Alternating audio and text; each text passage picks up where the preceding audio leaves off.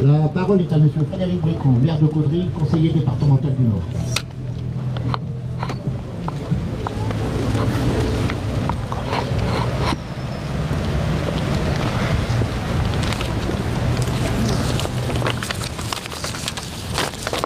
Alors messieurs, dames, qu'est-ce que ça fait chaud au cœur de voir autant de monde ce matin. Merci à vous pour votre présence. Alors mon général, Madame la conseillère régionale, Mesdames et Messieurs les élus, Madame la commandante de la gendarmerie de Caudry, Monsieur le commandant du peloton de surveillance et d'intervention de la gendarmerie, c'est compliqué, vous savez, Monsieur le commandant du centre de secours et d'incendie, Mesdames et Messieurs les gendarmes, Mesdames et Messieurs les sapeurs-pompiers, Mesdames et Messieurs les représentants de la Légion d'honneur, Mesdames et Messieurs les représentants de l'Ordre national du mérite, Mesdames et Messieurs les représentants de la médaille militaire, Mesdames et Messieurs les présidents d'associations patriotiques, Mesdames et Messieurs les présidents d'associations, Mesdames et Messieurs les porte-drapeaux, Mesdames et Messieurs les musiciens, et nous avons le plaisir et l'honneur aujourd'hui d'accueillir les cadets de la sécurité civile, donc du Collège Prévert, et je vous propose, messieurs, dames, de leur offrir de chaleureux applaudissements pour leur présence. Merci. Merci à vous. Également, merci aux pompiers. Merci beaucoup. Chers amis, nous sommes ici aujourd'hui pour commémorer la fin de la Deuxième Guerre mondiale qui plongea l'Europe et le monde entier dans la période la plus sombre de son histoire. Le 8 mai 1945, l'Allemagne nazie capitulait enfin après 6 années de combats et de barbarie. Le bilan s'élèvera à 50 millions de morts avec un nombre incalculable de mutilés et de blessés. Pour ceux qui sont rentrés, il aura fallu vivre avec le fardeau des souvenirs traumatiques. Ce cauchemar à l'échelle du monde n'a pas épargné Caudry. Aujourd'hui encore, il nous faut penser aux actes héroïques accomplis par messieurs Jean Braque et Lucien Janson. Ils se sont sacrifiés sur le champ de bataille pour s'opposer à l'envahisseur au nom de l'idéal de la liberté. Ainsi, à Caudry, comme dans de nombreuses communes, cette Seconde Guerre mondiale a laissé de profondes cicatrices au sein de familles marquées à jamais par la disparition tragique d'un être aimé. Aussi, en souvenir de tous ces martyrs, il nous faut inlassablement poursuivre ces cérémonies du souvenir, car elles sont le témoignage assuré de notre reconnaissance éternelle. Nous avons aussi une pensée émue pour les déportés, juifs et résistants. Toutes ces familles, ces enfants, ces femmes, ces hommes dont le destin a été fauché. Nous entendons encore leur voix, leurs cris, leur souffle. Les femmes et les hommes qui sortirent de l'ombre firent jaillir une lumière qui nous éclaire encore. C'est le Conseil national de la résistance et son programme Les Jours heureux. De cette période est née la sécurité sociale, le droit de vote des femmes, le droit à la retraite et au logement. Disons-le à nos enfants et nos petits-enfants, aucune voix ne doit jamais manquer, même quand les temps sont durs, même quand la souffrance sanitaire et sociale nous frappe.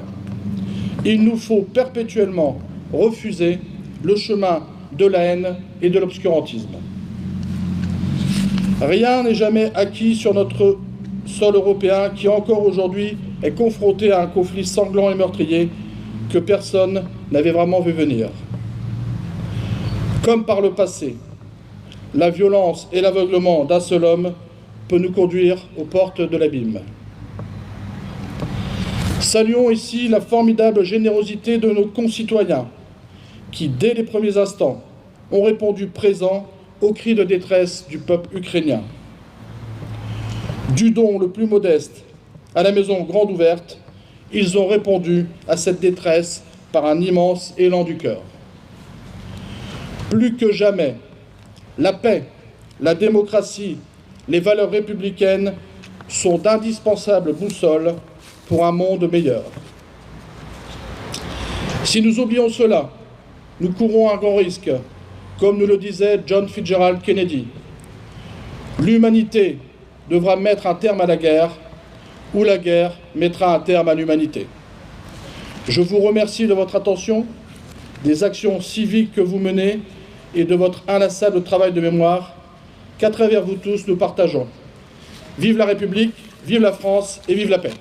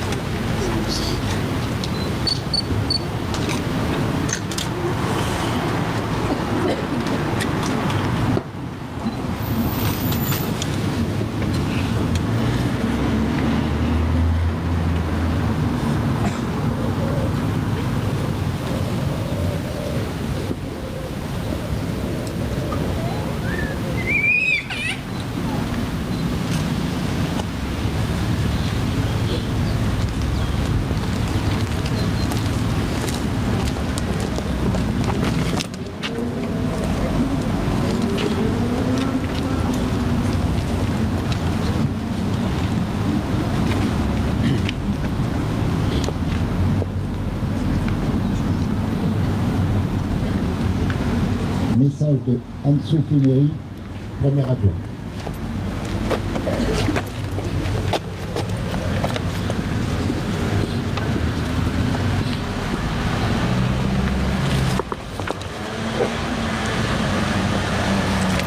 Mesdames et messieurs, en vos grades et qualités, je vais vous donner lecture de Madame Geneviève Darrieussecq, ministre déléguée auprès de la ministre des Armées, chargée de la mémoire et des anciens combattants. La guerre a eu lieu, si tragique et terrifiante. Rien ne fut plus comme avant. Rassemblés et fraternels, nous ne l'oublions pas. La guerre a lieu, si proche et dramatique. Le visage de l'Europe en est changé.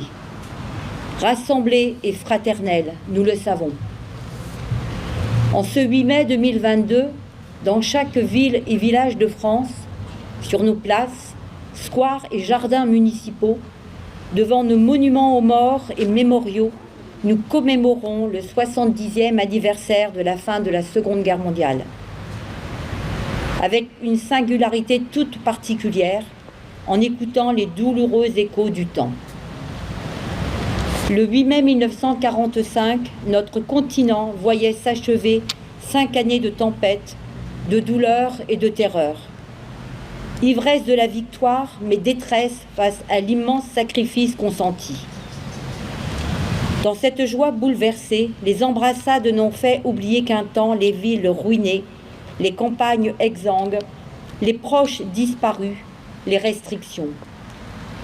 L'humanité a payé le plus lourd tribut de son histoire. Elle a vu la barbarie nazie franchir le seuil de l'inhumanité et de l'indicible. Elle a découvert, stupéfaite et horrifiée, qu'elle pouvait s'anéantir elle-même. Chaque année, avec fidélité, avec reconnaissance, la nation porte son regard et son affection en direction de celles et ceux qui sont morts pour elle, vers celles et ceux qui ont combattu avec abnégation et qui ont contribué à abattre le fléau nazi.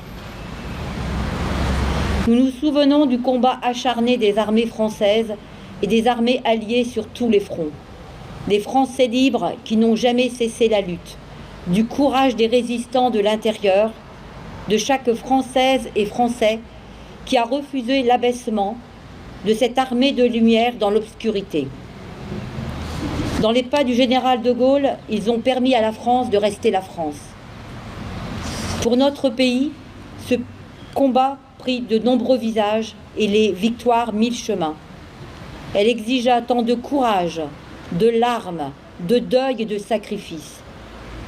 Il y a 80 ans, en 1942, la phalange héroïque des Français de Birkenau tint tête aux divisions italiennes et allemandes. Dans un océan de sable, ils ont résisté à tous les assauts. Ils incarnent aujourd'hui entre l'orgueil de notre pays et font vibrer le cœur des peuples libres. Nous nous souvenons aussi du raid mené sur le port de Dieppe, du sacrifice des soldats canadiens, britanniques et américains qui ont ouvert la voie de la libération de la France. Nous entendons encore les cris et les pleurs des raflés du terrible mois de juillet 1942, ceux des victimes, femmes, hommes et enfants, de l'ignominie et de la folie criminelle. Nous, qui savons la fragilité de la paix, le passé nous instruit, les morts nous instruisent. La mémoire est un héritage autant qu'elle est une leçon. D'abord, l'unité de la France qui n'est jamais aussi forte que lorsqu'elle est rassemblée et solidaire, que lorsqu'elle se soustrait à la fureur des dissensions et des divisions, que lorsqu'elle regroupe le meilleur d'elle-même pour construire les ambitions du Conseil national de la résistance. Ensuite, le chemin de l'Europe fut seul pour la réconciliation des nations européennes qui a été façonné par les rêves de plusieurs générations successives qui demeure celui de l'espérance dans le progrès collectif, celui du refus du nationalisme, celui d'une fraternité vivace. En ce chemin de l'unité et de l'Europe, n'en est rien sans l'attachement viscéral de la France à la dignité de l'homme et à ses droits fondamentaux. Ce combat, nous le poursuivons ensemble. inlassablement, en français, en européen, en hommes et femmes libres. Je vous remercie pour votre attention.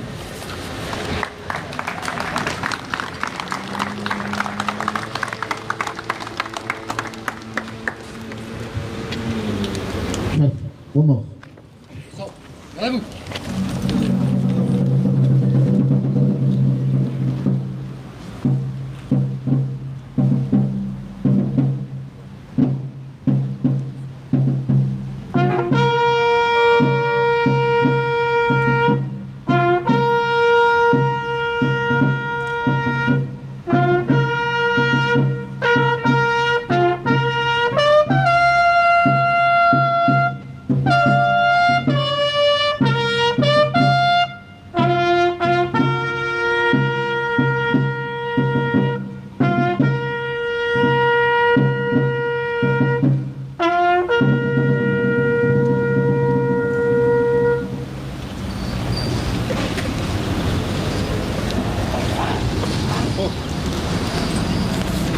Chef, la Marseillaise. À vous.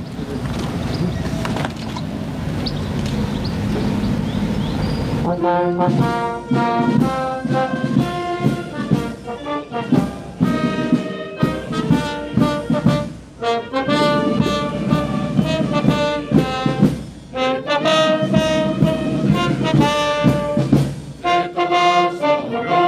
le